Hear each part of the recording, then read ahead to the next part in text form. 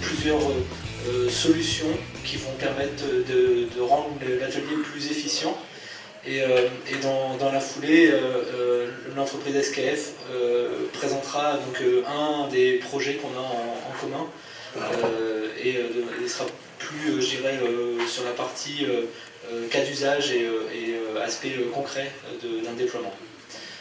Donc, dans un premier temps, c'est vrai qu'aujourd'hui, la digitalisation provoque pas mal de questions, fait aussi un petit peu peur. Mais à côté de ça, les défis côté industrie restent les mêmes et sont de plus en plus pesants. Notamment quand on veut accéder à des informations, c'est vrai qu'elles sont assez diffuses, c'est pas toujours celles qu'on attend, ou alors il faut vraiment aller les chercher en plusieurs étapes, c'est un peu compliqué pour quelqu'un qui est dans l'atelier pour avoir les bonnes informations au bon moment, ni plus ni moins. On arrive sur des petites séries, ce qu'on appelle la customisation de masse. On a besoin de passer d'une série à une autre, il y a des temps de setup, il y a toutes ces problématiques à aborder. Voilà. Et puis trouver des bons automaticiens, je pense qu'il y a des chefs d'entreprise ici, c'est pas évident de trouver de bons automaticiens, polyvalents, mais qui en même temps sont suffisamment ouverts pour aborder de nouvelles technologies. Et puis quelque chose qui est sous-jacent mais qui n'est pas nouveau, l'acceptation du numérique, on en parlait juste avant. Est-ce que je vais perdre mon emploi si c'est la machine qui fait le boulot à ma place? Voilà, ce type de choses. Et donc, par rapport à ces défis, nous on a l'habitude de proposer des pistes, notamment une des pistes majeures qui est rendre l'information accessible, utilisable de façon simple, et puis anticiper les besoins de l'opérateur. Je pense qu'il faut travailler sur ce genre d'axe. Par rapport au recrutement complexe, il y a aussi la capitalisation et la transmission des compétences. Aujourd'hui, souvent quand on fait intervenir des opérateurs, parfois on fait appel à des intérimaires qui n'ont pas obligatoirement le bagage, l'expérience, les bons réflexes et qui vont avoir un temps de mise en route qui peut poser problème à l'industriel. Et puis, pour renforcer l'adhésion et éviter que la greffe ne prenne pas avec les outils numériques, faire des outils interactifs conviviaux, c'est quand même un gros avantage sur lequel je pense que pas mal de fournisseurs de solutions doivent travailler. Donc, un exemple qu'on a déployé récemment, la réalité augmentée. Je voulais aussi un petit peu montrer cette diapo pour démystifier la réalité augmentée. Qu'est-ce que c'est la réalité augmentée? Simplement permettre à l'opérateur d'avoir des informations contextuelles qui vont apparaître à l'aide de l'outil. Donc ça peut être des lunettes. Il y a certains industriels qui refusent les lunettes pour des problèmes de confort ou de sécurité, parce qu'on a une partie de la vue qui est obstruée. Nous, on avait choisi de le faire sur des lunettes, mais on l'a aussi fait sur des tablettes. Donc en fait, on a une solution où on reconnaît les formes des machines et on arrive à avoir des menus contextuels. Par exemple, on clique, on a une vidéo pour effectuer l'opération de maintenance, pour identifier des composants, et puis on peut aussi, je dirais, lier toutes ces informations à SAP pour savoir combien il y a de pièces en stock, etc. Ça peut aller assez loin. Et puis, un aspect qu'on n'aborde pas, c'est aussi la formation. La réalité augmentée peut être intéressante pour la formation ou valider des process. Je ne sais pas s'il y a des industriels qui travaillent dans l'aéronautique, mais l'acquittement de tâches et le suivi pour répondre aux normes EASA, mais typiquement, c'est ce que la réalité augmentée peut apporter. Voilà. Donc ça, le but, c'est d'accompagner l'opérateur pour lui donner plus de responsabilités, mais en même temps le guider et savoir qu'il est encadré, qu'il est accompagné dans sa démarche, et donc qu'il a moins de risque de faire d'erreurs. Voilà un petit peu la première info que je voulais partager avec vous. Bon, après il y a un énorme point qui est la donnée. La donnée est clé, vous l'avez vu à travers les différents ateliers aujourd'hui. La donnée est clé et elle doit être correctement captée, mais surtout correctement mise à disposition. Avant, quand vous vouliez faire de la remontée de données, vous aviez, alors je suis désolé, c'est un petit peu technique comme diapo, mais promis après ça va être beaucoup plus concret. Avant, quand vous vouliez faire de l'analyse de données, vous mettiez des capteurs, vous aviez une couche de connectivité, vous remontiez la donnée, vous allez la mettre dans une base de données type SQL, ensuite vous génériez des requêtes, et puis ensuite vous réalisiez une mise en forme avec des tables de conversion par exemple. Bon, ça fait quand même 3 ou 4 métiers différents, c'est chronophage. Et quand on veut changer de données à visualiser, il faut recommencer le process. Et c'est pas très souple. Aujourd'hui, nous on a travaillé sur une solution où on va fusionner les 3 premières étapes, où on va regrouper tous ces services sur une plateforme, un serveur distant. Et en fait, via un boîtier qui va venir se connecter, on va rendre automatique et intégrer les 3 opérations de mise en forme de la donnée. Et en fait, ce qui va rester pour l'opérateur, donc dans son atelier, c'est simplement la dernière étape qui est je choisis la donnée que je veux visualiser et comment je veux la visualiser. En fait, c'est exactement ce que vous avez sur les smartphones. Vous choisissez une application, vous choisissez ce que vous voulez accéder, à quelle info vous souhaitez accéder et comment vous souhaitez y accéder. C'est exactement ce modèle-là qu'on a repris. Et donc avec des applications qui sont adaptées à chaque cas d'usage. Voilà. Donc je vais détailler un petit peu l'architecture. En fait, on a ce boîtier que vous voyez ici, voilà, ici, qui va venir en pied machine et qui va se connecter au réseau industriel, donc tout type de réseau, enfin du moins la plupart des réseaux des 15 dernières années, des protocoles des 15 dernières années. Et donc ces données vont être envoyées de façon sécurisée via un port internet vers un serveur distant. Et en fait, l'utilisateur final, lui, il s'occupe uniquement de la couche applicative, c'est-à-dire de l'application qui va venir rechercher les infos dans le serveur distant, et des infos qui auront été au préalable mises en forme, et donc avec une valeur. Voilà. Ça, c'est le principe. Et aujourd'hui, il n'y a plus, avec ce système-là, je dirais l'opérateur n'a plus une ligne de code à développer. Il fait simplement du paramétrage. Et ça facilite quand même énormément la vie et c'est beaucoup plus souple. Ça, c'est un exemple de données, de type de tableau que vous pouvez générer en quelques clics sur des KPI. Parce qu'aujourd'hui, voilà, on ne traite plus de données brutes, on reçoit des KPI déjà mis en forme. Vous pouvez envoyer automatiquement, générer automatiquement des rapports. Pour le reporting, c'est quand même beaucoup plus simple. Ça, c'est un exemple de ce qu'on peut faire avec la donnée. On peut aussi faire quelque chose de beaucoup plus concret. On définit, on choisit une donnée, je vais dire par exemple une température, et puis on va avoir une dérive de cette température, et on va définir une plage de tolérance. Quand on va sortir de cette plage de tolérance, on génère automatiquement un email, un SMS ou un message vocal sur le portable du technicien d'astreinte. Ça peut être ce genre de choses. Ça, c'est ce qu'on peut faire en quelques clics avec cette solution. Et donc, en fait, là, on voit que les temps d'arrêt dans l'atelier peuvent être sacrément réduits avec ce genre de solution, parce qu'en fait, on va pouvoir créer une réactivité accrue par rapport entre l'opérateur et la gestion de l'information. Un autre exemple, souvent, on a du mal dans les ateliers sur les lignes à identifier quelle machine va avoir besoin d'un arrêt pour faire de la maintenance. Bon, ça c'est assez visuel, c'est assez parlant, et ça permet d'anticiper les temps d'arrêt. Donc le TRS de l'atelier peut être optimisé de cette façon-là.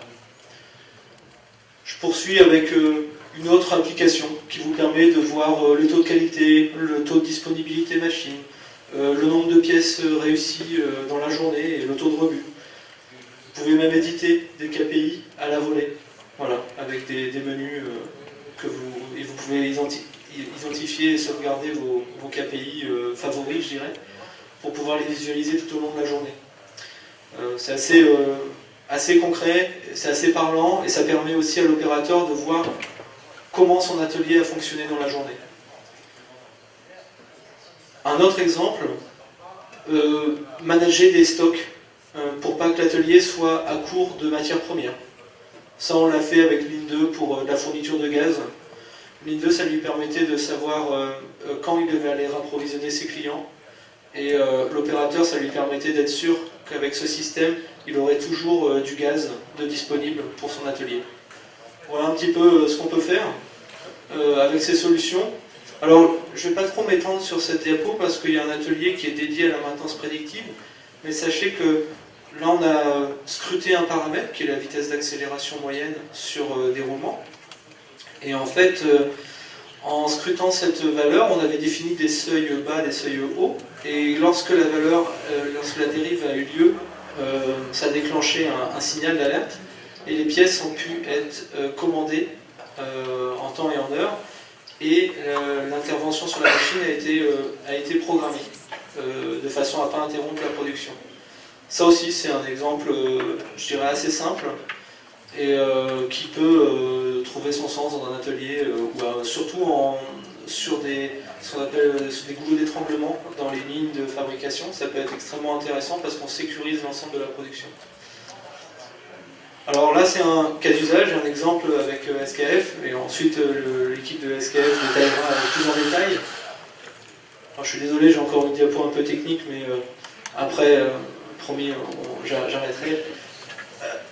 L'idée, en fait, ça a été de récupérer des données sur des machines via ce boîtier qui va sécuriser la donnée. Les données sont envoyées dans une base de données sur un serveur distant. Et ces données sont enrichies avec d'autres données qui proviennent par exemple d'un ERP ou d'un CMS. Voilà. Et donc ces données sont recroisées entre elles et on a fait appel à deux startups, une qui s'appelle Toucan-Toco, qui fait de jolis tableaux de visualisation qui rend les interfaces vraiment agréables à regarder. Ça aussi, hein, c'est très important pour l'adhésion des utilisateurs à ce type de système. Et puis Piconto qui lui rajoute du contenu et des informations à destination de l'opérateur. Par exemple, des modes opératoires, du détail sur comment assembler telle et telle pièce. Tout à l'heure, je vous parlais d'un intérimaire qui intervient sur une ligne de façon imprévue, parce que, je ne sais pas, le titulaire a un problème de santé. Bon, là, il a toutes ces informations-là. Des changements de série, comment je dois procéder au switch pour passer sur une autre série, un autre produit. Des procédures de maintenance, comment je dois démonter, comment je dois faire pour mettre le système en sécurité, ce genre de choses. Et puis des statistiques d'utilisation, des données contenues dans Piconto. C'est un retour d'expérience qui est intéressant, savoir qu'est-ce qui a été très demandé par l'opérateur, qu'est-ce qui l'a moins été, pour pouvoir continuellement enrichir le modèle. Et puis en dernier, des statistiques de terrain, pour savoir par exemple quel est le TRS de telle machine, quelle est la machine qui a le moins bien fonctionné sur la ligne. Souvent aujourd'hui, c'est des infos un peu subjectives qui sont données par un opérateur. Et puis en fait, quand on regarde les données réelles, des fois ça ne colle pas tout à fait à l'idée qu'on s'en faisait. Voilà un petit peu l'idée.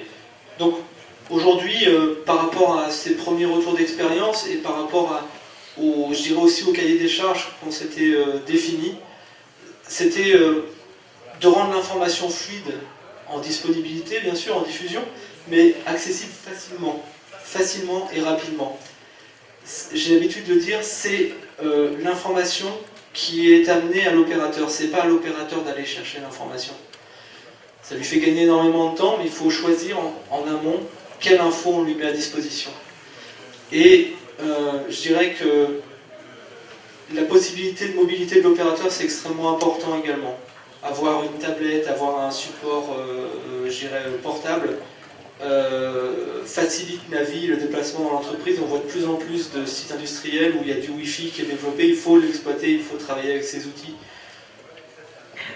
L'architecture, je vous l'ai présentée, c'est une architecture qu'on peut faire évoluer de façon modulaire. Et il le faut vraiment, parce que vous avez des fonctionnalités qui vont vous être réclamées au fur et à mesure du déploiement, et ces fonctionnalités-là, elles vont devoir venir se greffer naturellement dessus. Il ne faut pas avoir à tout recasser à chaque fois qu'on veut rajouter une fonctionnalité. Des coûts réduits, c'est un système qui est extrêmement mutualisé, hein. Toutes ces machines virtuelles qui tournent sur serveur font qu'aujourd'hui, si on avait voulu déployer en interne sur un serveur toutes ces machines virtuelles pour faire du calcul statistique ou des analyses fines, ça serait absolument inaccessible en termes de prix. C'est pour ça que je dis coût réduit, parce que c'est une solution qui aujourd'hui est accessible à des grands groupes, mais aussi à des PME, PMI. Une solution qui est duplicable, évidemment, parce que quand on fait un site pilote, un projet pilote sur un site, à terme, on le développe sur tous les autres sites, si c'est une opération qui va vers le succès. Et puis la réactivité aux événements. Réactivité aux événements, je reprends ce point-là, tout événement est documenté et analysé. C'est-à-dire que la fois d'après, on va pouvoir apprendre de ses erreurs. La ligne parle à l'opérateur, c'est ce que je vous disais avant, et ce sont les données qui vont planifier l'activité. Les données vont être un juge de paix et vont rendre une approche extrêmement objective, et non plus se voir entendre des réflexions telles qu'on a toujours fait comme ça, donc on continue. Et donc, l'idée aussi, c'est à des fins de reporting, de pouvoir partager les données sur chaque ligne pour que les opérateurs soient conscients du travail qui a été réalisé et de comment on peut continuer à s'améliorer. Et puis, tableau de bord est mis à la direction d'usine. Typiquement, là, c'est du reporting. Aujourd'hui, un mid manager, 30% de son temps, c'est du reporting. Mais là, avec des générations automatiques de rapports de production quotidienne, on enlève quand même une grosse épine du pied. Voilà un petit peu ce que je voulais partager avec vous. Là, vous avez des liens si vous souhaitez plus d'informations sur ce qu'on peut faire avec cette solution IoT, industrielle IoT. Et voilà, mais je passe la main à SKF et puis je suis prêt pour répondre aux questions à la fin de l'intervention. Alors ce matin, on a décidé de vous présenter notre usine avec donc Hervé Maury, qui est responsable de production, et Bruno Collevoix, qui est responsable maintenance. Moi-même qui cumule deux fonctions, je suis à la fois responsable qualité et je déploie le 4.0 au sein de l'unité automotive. Saint-Cyr, qu'est-ce que c'est? C'est une usine qui est située à Tours, qui fabrique des roulements. Nous sommes à peu près 1250 et nous représentons ici ce matin la partie uniquement automobile qui représente 250 personnes environ. Quels sont nos objectifs pour optimiser l'efficience grâce à la digitalisation? Alors, on a travaillé dans beaucoup de domaines différents, et pas uniquement dans le data collection, comme vous a parlé M. Marquand, mais dans des robots collaboratifs, dans la cybersécurité, ça vient en parallèle. On a testé de la réalité augmentée. On est aujourd'hui beaucoup dans les solutions Internet, les petits capteurs qui se connectent à Internet. On travaille énormément actuellement sur l'interconnexion des systèmes, interconnexion des ERP, interconnexion de toutes les données qui proviennent d'endroits très différents, comme les ressources humaines, les données financières, etc., etc. Un endroit où on n'a pas travaillé, c'est pour ça qu'on était là tout à l'heure aussi à l'atelier précédent, c'est l'intelligence artificielle. On a décidé de repousser ça l'année prochaine. On vous expliquera plus tard pourquoi. Tout ce qui est big data, donc là on est en plein dedans. Je vous expliquerai aussi qu'on développe beaucoup nos réseaux. L'impression 3D, aujourd'hui sur un site de 1250 personnes, on a 10 imprimantes 3D qui tournent avec des technologies très différentes. Et de plus en plus, les pièces qui sortent des 3D vont être utilisées pour nos outillages. Le cloud computing, M. Marquand vous l'a présenté. Voilà les domaines dans lesquels on travaille aujourd'hui. Quels sont nos objectifs? 4 objectifs principaux. Augmenter notre compétitivité, notre performance, être flexible, être agile, savoir changer rapidement, et aussi réduire l'impact sur notre environnement. Alors comment on le fait? On focalise aujourd'hui beaucoup sur les besoins. On écoute beaucoup le terrain, c'est pour ça qu'on est venu en force au niveau de l'usine pour vous présenter nos solutions. Et tout à l'heure, vous verrez une vidéo, on va vous ouvrir les portes de notre usine pour vous montrer quelles sont les technologies qu'on met en place. Mais on écoute d'abord nos opérateurs, d'abord nos managers, et ensuite on benchmark les solutions présentes, on peut à peu près tout faire avec la digitalisation aujourd'hui, pourvu qu'elle serve à l'entreprise. On simplifie et on visualise toute la communication au niveau des équipes. À savoir, ce qu'on a besoin dans une usine qui de notre taille aujourd'hui, c'est d'avoir la même information présente à tout moment, pour tout le monde. On améliore tous nos processus de formation. Vous verrez une application qui a été faite dans le domaine de l'EHS pour à la fois former et évaluer les personnes. On améliore notre flexibilité, c'est-à-dire de pouvoir changer très rapidement de série, de pouvoir aussi construire une nouvelle ligne de production en un temps très très réduit, avec toutes les données nécessaires. Et puis ensuite, on travaille beaucoup sur le site, par contre, là c'est une dimension site, sur la réduction de l'impact sur l'environnement, notamment des initiatives que vous verrez pour ceux qui restent de la maintenance connectée sur nos centrales de lubrification cet après-midi. Et puis, on réduit les pertes grâce à tout simplement au traquage de nos ferraillages, c'est-à-dire de toutes nos pièces qui sont non conformes. On essaye maintenant de parler de First Time Quality, FTQ, c'est-à-dire d'arrêter de produire des pièces qu'on va savoir non conformes dès le départ. C'est un petit peu le responsable qualité qui parle, c'est d'éviter de créer de la non-qualité au départ. Nos top priorités, elles sont basiques, vous me direz. Le premier, c'est le réseau. Vous êtes une petite entreprise, vous êtes une moyenne entreprise, vous êtes une grande entreprise, vous serez confronté au réseau. Au réseau, au serveur et à la manière de l'administrer. C'est un point qui est essentiel. Et ensuite, vous allez être confronté au Wi-Fi, à pouvoir se connecter à peu près partout dans l'usine. Le deuxième point, qui nous a été vraiment important dans le déploiement de la digitalisation chez nous, c'est la formation et l'augmentation des compétences de tout le monde. Ce n'est pas l'affaire de spécialistes, c'est l'affaire de tout le monde, de nos opérateurs jusqu'à notre management. On poursuit l'achat de matériel, ça c'est toujours en cours. Beaucoup d'arrivées de tablettes maintenant dans les ateliers, beaucoup d'arrivées d'IoT avec Bruno notamment sur les équipements. Nos PC aussi sont en train d'être revus. Et puis on refait une partie du réseau, je dirais tout ce qui est routeur et switch dans notre par endroit en fait, par area comme on appelle ça chez nous, par bâtiment. On paramètre les logiciels et on développe les interconnexions des systèmes. Alors là c'est un point qui est clé, c'est un point qui est dur à faire. C'est-à-dire qu'on a aujourd'hui des fournisseurs qui nous donnent accès ou pas aux données en montant, en descendant. Et ça, c'est une partie difficile qu'on est en train de gérer actuellement pour essayer d'interconnecter tous les systèmes et d'avoir la donnée partout dans un même système de visualisation. Je vais laisser la parole à Hervé. Alors, j'ai un problème de connectique pour tout vous annoncer. J'aurais dû vous montrer, alors je peux vous le montrer, mais ça va être de très loin. L'état de la ligne à l'heure actuelle, ça c'est un petit peu le petit plus qu'on a. On peut savoir... Attends, je vais me connecter.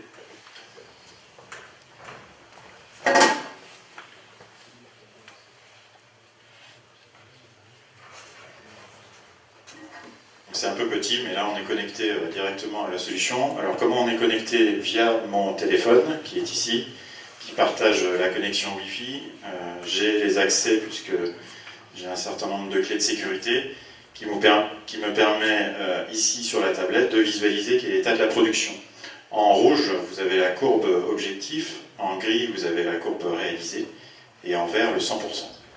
Alors ici, on a la présence de la production, d'accord? Et on peut aussi aller voir plus en détail. Le téléphone s'est arrêté.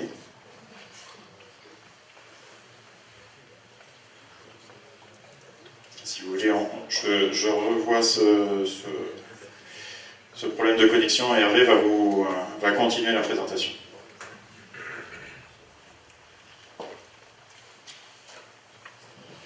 Bonjour à tous. Donc, comme Xavier vous a présenté, donc, je suis responsable opérationnel donc, de l'usine auto à Saint-Cyr. Quelques conseils, donc moi, là je vais être vraiment pragmatique et fonctionnel au niveau de l'usine. Comment on a démarré, c'est bien sûr identifier vos besoins. C'est très important, il ne faut pas partir, on sait que la collecte de données, on peut collecter tout un tas de données. C'est de savoir derrière qu'est-ce que vous voulez en faire et quelle utilité vont en avoir les collaborateurs, donc la partie opérateur, les techniciens de maintenance, les techniciens d'Asprod et les managers. Donc quelles données, et on n'aura pas forcément les mêmes niveaux d'information, les mêmes niveaux de données en fonction des personnes qui auront accès. Donc ça c'est très très important et c'est tout le travail qu'il y a à faire en amont, en intégrant bien sûr l'ensemble des personnels, donc l'ensemble des personnels, je vous l'ai dit, hein, de la partie maintenance, Asprod, opérateurs, les animateurs, donc chez nous c'est les responsables, c'est les chefs d'équipe, où c'est important de créer ce lien-là et que tout le monde comprenne l'utilité de ce qu'on veut mettre en place. À partir du moment où tout le monde comprend l'utilité à son niveau, bon, il y aura une implication totale des gens, et vous avez vu dans la vidéo, il y a des opérateurs, il y a des techniciens de maintenance, tout le monde a pris à son niveau un certain nombre de responsabilités et a décidé de dire, bah voilà, moi j'ai besoin de ça pour piloter ma machine. Si on revient au niveau des opérateurs, l'important, ça a été dit aussi au niveau de Siemens et au niveau de M. Gatine, c'est la partie qu'est-ce que l'opérateur a besoin pour faire fonctionner sa machine. On parle d'information en temps réel. Actuellement, on a tout un tas de systèmes, hein. On a les GMAO, donc, avec M. Ponlevoix donc, sur la partie maintenance, on a ce qu'on a parlé tout à l'heure, CMS, donc ça c'est le Channel Monitoring System en anglais, on a plein d'acronymes chez nous, qui sont le suivi de production en temps réel, donc c'est la compte que vous a fait voir M. Gatine.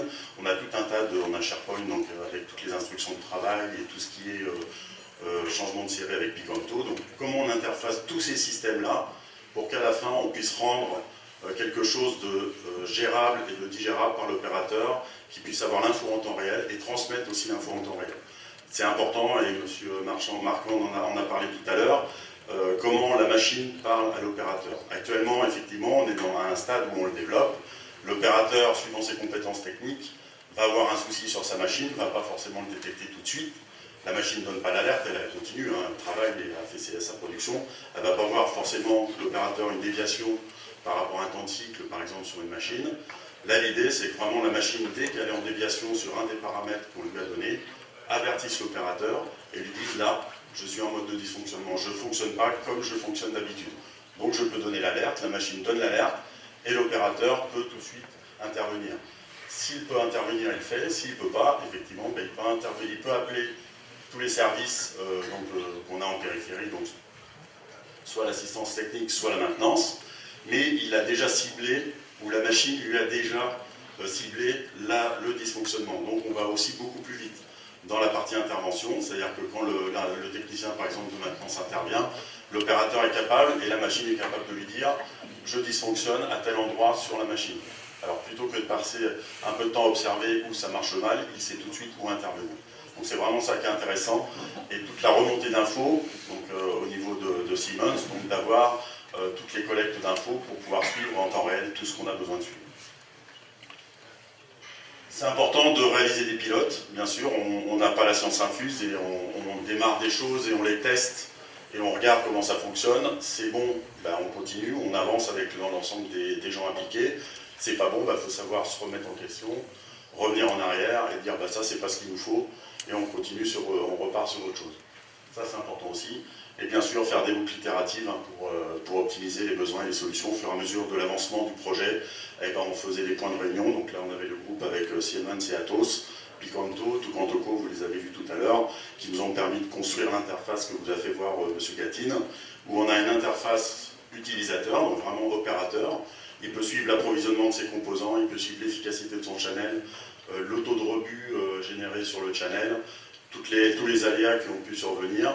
Ça lui sert beaucoup, on a parlé aussi un peu de communication. Nous on a une usine qui tourne en 5-8, c'est-à-dire qu'elle ne s'arrête jamais sur certaines channels, donc on tourne 7 jours sur 7, avec des équipes différentes bien sûr, donc avec des passages de consignes toujours plus ou moins problématiques entre les différentes équipes. Bon ben voilà, ça permet de créer un lien aussi entre les équipes, d'avoir une interface de communication, de pouvoir transmettre les informations et de pouvoir avoir une continuité dans l'information tout au long de la semaine.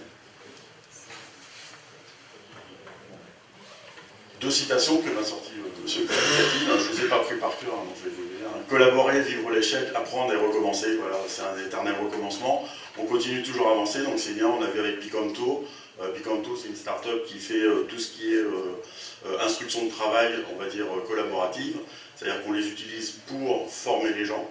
Donc en fait, c'est très simple, à chaque image, on a une activité, une action, et l'opérateur valide à chaque action qu'il fait. On a aussi démarré sur la partie changement de série, c'est-à-dire qu'on a fait tout le déroulé du changement de série, où on avait avant des instructions de travail, on va dire, très littéraires, donc très roboratives au niveau des opérateurs. Quand ils commencent à lire, il y a 4-5 pages à lire en disant il faut dévisser ci, il faut dévisser ça, c'est dur d'aller jusqu'au bout. Picanto a construit toute une structure où en fait à chaque étape on a une image qui correspond à l'activité qu'il a besoin de faire, il valide, il enregistre s'il a bien fait cette opération et il peut passer à l'étape d'après. Et il peut dérouler tout son temps de changement de série sur la durée.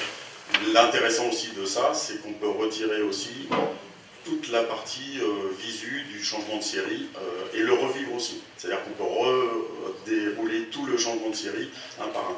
Alors ça, c'est pas pour fliquer les gens parce que c'est les premiers retours qu'on a pu avoir des opérateurs, c'est vraiment pour asseoir la formation et améliorer notre performance au moment des changements de série. Et ça a vraiment été diffusé comme ça et les gens ont compris qu'effectivement, ça avait un intérêt, qu'effectivement, quand il y avait une défaillance ou qu'il y avait un temps qui avait été passé trop long, ben, c'était justement, il y avait l'analyse qui était faite derrière, on pouvait revenir dessus, regarder ce qui s'était passé, rediscuter avec les opérateurs, le technicien d'Asprod, et revenir, faire les améliorations nécessaires pour que ça se reproduise plus. Donc tout le monde est gagnant-gagnant, et à la fin, on est beaucoup plus performant que ce qu'on a pu être avant cette mise en place-là. Du coup, les opérateurs le sentent, le voient, le ressentent aussi, que ce soit les techniciens aussi, et ça permet aussi d'avancer et d'avoir un retour très très positif de l'ensemble des intervenants. La deuxième citation qui est importante aussi, il faut prendre très tôt de bonnes habitudes, surtout celle de savoir changer souvent et facilement d'habitude. Voilà, il faut aussi se bousculer. On a eu la réflexion, ça fait 20 ans qu'on fait comme ça et je ne vois pas pourquoi on changerait. S'il faut changer, il faut s'adapter, il faut vivre avec son temps.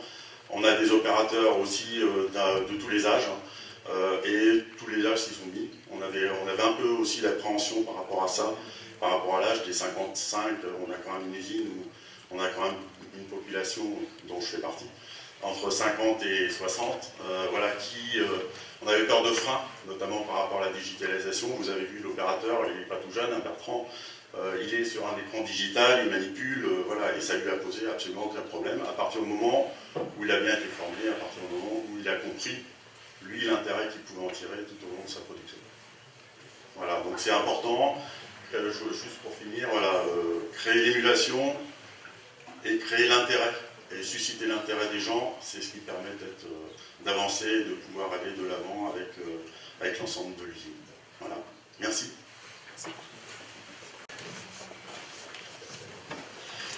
Oui, j'avais une question sur la planification d'une opération comme ça. Ça fait combien de temps finalement que vous êtes en train de travailler là-dessus et de façon peut-être un petit peu plus précise, Hervé, je crois, c'est ça. Vous avez parlé de boucle itérative pour optimiser le processus. Ça prend combien de temps? La question c'est si vous prenez par exemple 6 mois pour mettre en place une solution, est-ce qu'il faut considérer qu'il y a 6 mois de boucle itérative pour essayer de faire la part des choses? Alors, sur l'ensemble des solutions digitales, il faut bien distinguer la première vision qu'on avait de savoir où est-ce qu'on travaille. Par exemple, si on travaille sur l'impression 3D, vous faites une appel d'offres aujourd'hui, les imprimantes sont en stock, dans 3 semaines, vous avez du personnel formé chez vous avec l'imprimante 3D qui fonctionne. Aujourd'hui, c'est la pièce du commerce. Si vous prenez une solution comme du traitement de données, comme nous a proposé Siemens et Atos, on a installé la nanobox sur la machine le 5 octobre. Et on a été capable de présenter aux opérateurs la solution le 12 novembre. Voilà le délai qu'on a aujourd'hui pour mettre en place ces solutions. Et c'est ça qui est assez dingue, et c'est très intéressant votre question, parce qu'avant on disait il nous faut 2 ans pour mettre en place, et puis le spécialiste s'en va. Et là, c'est la crise, parce que plus rien ne fonctionne, ou l'apprenti, ou le stagiaire. Et aujourd'hui, on a des spécialistes chez Siemens qui sont capables de nous... on a des hotlines qui sont capables de nous aider sur le paramétrage. Là, pour tout vous dire, on va passer à l'étape d'après, c'est-à-dire connecter encore plus d'automates, et encore plus d'automates différents, c'est-à-dire de marques différentes. Vous êtes en train de dire que vous avez digitalisé l'entreprise de Saint-Cyr en quelques mois. Bon, oui, pas l'usine. Hein. Là, on est sur un pilote, donc on a une machine de connecter, on va en connecter une deuxième, et tout ça, on va déployer sur 1 an, sur 4 secteurs. Mais je crois que c'est aussi le fait qu'on collabore avec des entreprises extérieures de façon différente aujourd'hui. On est vraiment dans le partenariat. Alors c'est vrai qu'on a Siemens, on les connaît bien. Hein. Ils sont à la fois clients et fournisseurs aussi dans certains domaines. Donc ça c'est important. Et puis on se dote, comme vous a parlé Hervé, de start-up françaises. Il y a énormément de compétences en France. Je n'ai pas pu vous montrer l'applicatif, mais pour ceux que ça intéresse, je peux leur montrer en live tout à l'heure, avant d'aller manger. Mais c'est très très bluffant.